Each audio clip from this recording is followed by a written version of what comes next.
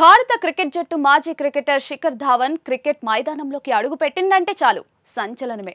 ఆయన పేరిట ఎన్నో రికార్డులు కూడా ఉన్నాయి. క్రికెట్ నుంచి రిటైర్ అయిన తర్వాత శిఖర్ ధావన్ మళ్లీ క్రికెట్ ఆడాలంటూ అభిమానులు కూడా పట్టుబడుతూనే ఉన్నారు.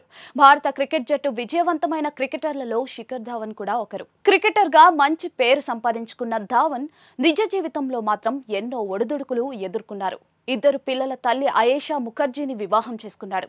కానీ వారి బంధం ఎక్కువ కాలం కొనసాగలేదు. విడాకులు తీసుకున్నారు. వీరిద్దరికి ఒక కుమారుడు ఉన్నాడు.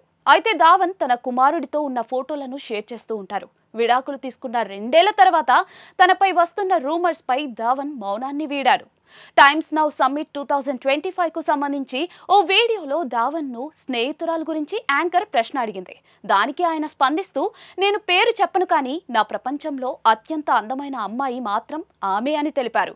దీంతో సోషల్ మీడియాలో ఒక్కసారిగా పాత వీడియోలన్నీ వైరల్ అయ్యాయి. ఛాంపియన్స్ ట్రోఫీ సందర్భంగా ఓ యువతితో కలిసి మ్యాచ్ ను చూస్తున్న వీడియోలు బయటకు వచ్చాయి. ఆమె ఐర్లాండ్ కు చెందిన సూఫీ షైన్ అంటూ పలు కథనాలు కూడా వచ్చాయి. ఇప్పుడు పేరు చెప్పినప్పటికీ కూడా ఆమె తన గర్ల్ ఫ్రెండ్ అంటూ ధావన్ చెప్పకనే చెప్పాడంటూ కామెంట్స్ వినిపిస్తూ ఉన్నాయి.